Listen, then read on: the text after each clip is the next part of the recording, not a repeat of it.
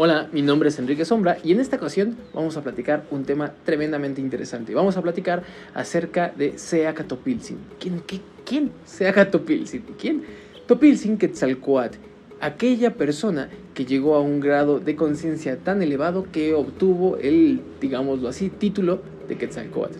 Así que bueno, vamos a iniciar entendiendo quién es Topiltzin.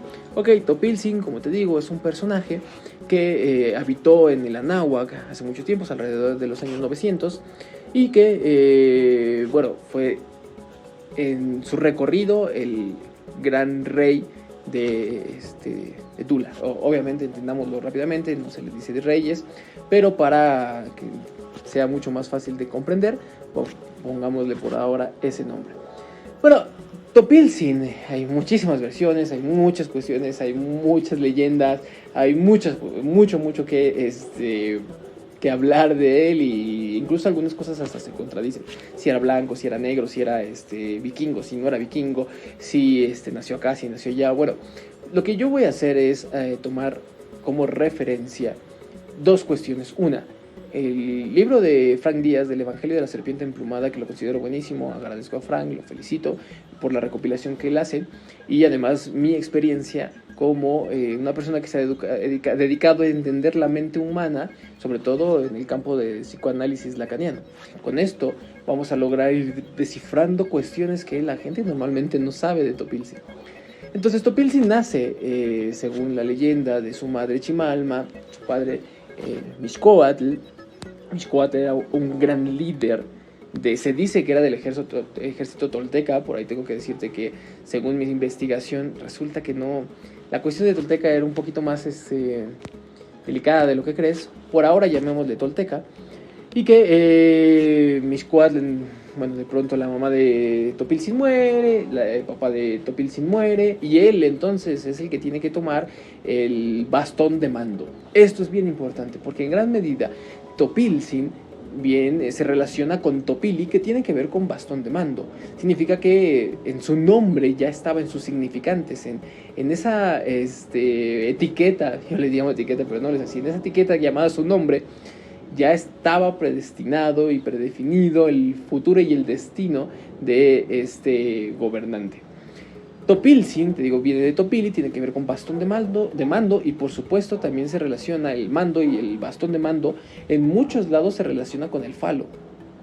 Por supuesto, eso hablando ya más técnicamente en cuestiones freudianas, pero si nos alejamos un poquito de lo freudiano y nos vamos más a lo lacaniano y entendemos que el falo no es únicamente eso que los hombres tienen entre las piernas, genitalmente hablando, entendemos que el falo es una representación de algo mucho más simbólico. Hay más cuestiones en juego que solamente hablar de genitales, ¿entiendes? El bastón de mando, como por ejemplo quien tiene el poder, quien tiene la palabra, esto es mucho más valioso para entender. Entonces Topiltzin es aquel que tiene el bastón de mando, y bueno, se le hereda, digámoslo así, en el momento en el que su padre muere.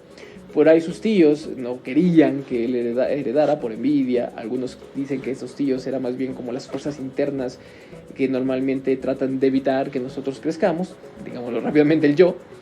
Y bueno, y algunos pues sí consideran que sí fueron reales. Como sea, Topiltzin pasa por el viaje del héroe, lo intentan asesinar, varias personas tratan de matarlo. Topiltzin afortunadamente sobrevive, a tal punto que llega a ser recogido por Mayahuel.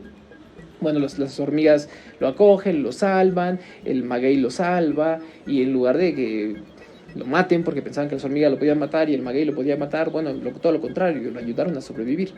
El maguey es esencialmente importante porque nos habla el maguey de Mayahuel como la madre espiritual de Topiltzin, como la madre, digámoslo, simbólica de Topiltzin. ¿Por qué simbólica? Te darás cuenta de una cuestión bastante interesante. A lo largo de la historia, la palabra maya tiene una relación muy extraña con un montón de otras palabras. Por ejemplo, rápidamente te voy a decir, por ejemplo, Maya era la madre de Buda, Maya era la madre de Hermes. Si tú a María, la madre de Cristo, le quitas la R, pues es Maya.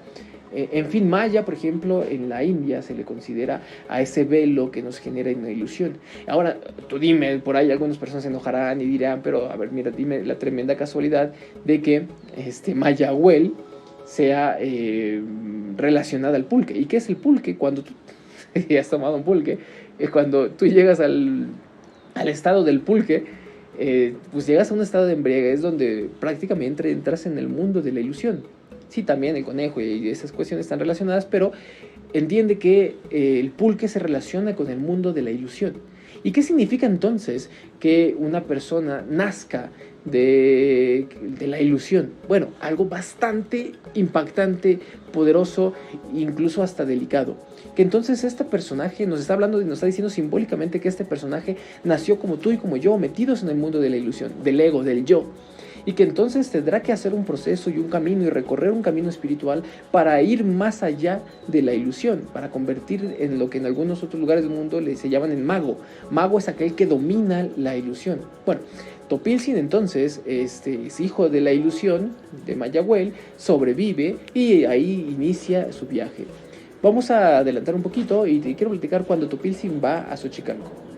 Quizá más adelante pueda explicarte con mayor profundidad cada uno de estos, digámoslo, etapas por las que fue caminando. Pero bueno, Topilzin llega a Xochicalco, ahí libra unas pruebas. Tengo muchas ganas de crear un video sobre esas pruebas que vive ahí. Son pruebas que son dadas para personas como en una cofradía, por así decirlo, como si tuviera algo bastante hermético, que era en un lenguaje llamado el Suyuatán. Es un lenguaje que es especializado para los nobles, para gente y para iniciados, y que pasa por una cuestión muy rara acerca de la comida y esas cosas. Después te lo platicaré. El asunto es que pasa esas pruebas, que vive ahí y es, yo lo entiendo como una iniciación que fue la que vivió en ese momento, como haber recorrido y haber vivido y haber aprendido en una escuela iniciática para después salir y seguir viajando y seguir recorriendo y seguir conociendo. Se fue a otros varios lugares, de modo que ya cuando estaba en los 30 años, alrededor de los 30, fue llamado para gobernar el pueblo tolteca. Ahí tengo que decirte algo bastante también importante. Según algunas investigaciones dicen que Topilzin no era de naturaleza tolteca. Topilzin más bien era de una tribu que se llamaban los Nonoalcas. Los Nonoalcas, una tribu que se entiende que surgió en Teotihuacán, y uno de los fuertes argumentos para pensar esto era que pues obviamente Topilzin predicaba, hablaba del culto a la serpiente emplumada, y si tú te vas a Hidalgo, a Tula Hidalgo, no hay tantos vestigios para que tú puedas decir, ay no, sí, aquí la gente tenía el culto de la serpiente emplumada, hay muy pocas.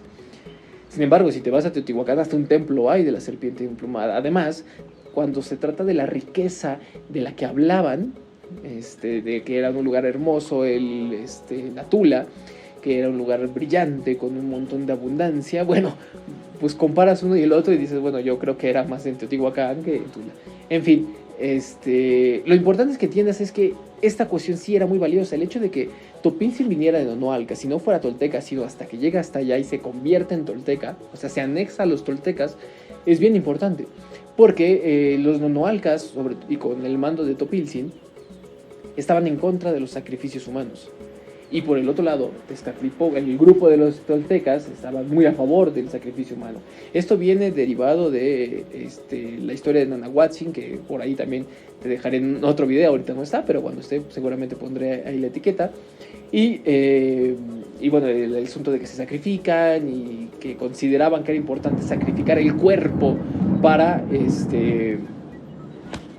mantener felices a los dioses. Topilzin y los Nonoalcas no creían eso, creían que los sacrificios necesarios eran de culebras y mariposas, que hacía referencia más bien sacrificios simbólicos, a disciplina, lo que en psicoanálisis entendemos como una función paterna bien establecida, con tus propios límites, en fin. Y los otros no. Eso fue un gran problema, porque por mucho tiempo estuvieron en conflicto. Sí, aunque Topilzin ayudó y hizo que prosperara la Tula, mucha gente estaba en contra de sus ideas. Dentro de ellos se dice que había un sacerdote de Tezcatlipoca, que en general está Tezcatlipoca, y esotéricamente también podemos entender todo esto como nuestro propio yo, ¿ok? Tezcatlipoca como nuestro propio yo cuando trata de arruinarnos ese momento de grandeza, o cuando se va colando sin que nos demos cuenta que se va metiendo. Y otro tema para otro video es la decadencia que va ocurriendo, cómo va cayendo y las trampas que va poniendo Tezcatlipoca, tan asombrosas, tan impresionantes, que son dignas de conocer, porque nos hablan de la astucia también que tiene el yo, digámoslo así, o Tezcatlipoca, para derrocar a un rey tan querido y que había logrado tantas cosas en su pueblo. Bueno, de pronto entonces Topilzin cae y es momento del renacimiento, el reverdecimiento. Topilzin termina embriagado, ¿ves? A la asociación con Mayahuel termina embriagado, termina metido en la ilusión, y de pronto se termina acostando con la que se decía que era su hermana, para que después pues despierte avergonzado. Lo echan de Tula y él tiene que tiene que caminar por el mundo por el mundo de la náhuatl, y después algunos dicen que fue con los mayas, ahí también hay ciertas dudas. La vertiente de Frank Díaz va con los mayas, regresa, y entonces empieza un crecimiento. Ahora, hay varias cosas que hay que analizar acá, y una de las principales que quiero decirte para cerrar este video es que entiendas el poder que hay en el significante, en los símbolos de tu nombre.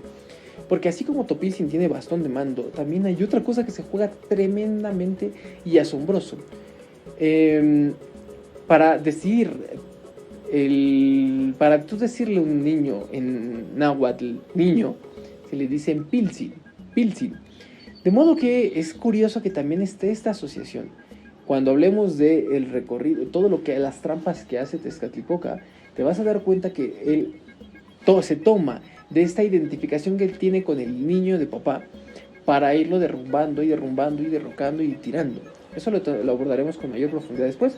Por ahora conoce la historia y también lo que pasó después. Regresó, qué sucedió, con qué hizo para crecer, qué hizo para reponerse después de todo semejante fracaso. En fin, hay muchas cosas que seguiremos platicando, pero por ahora creo que es suficiente. Nos vemos después.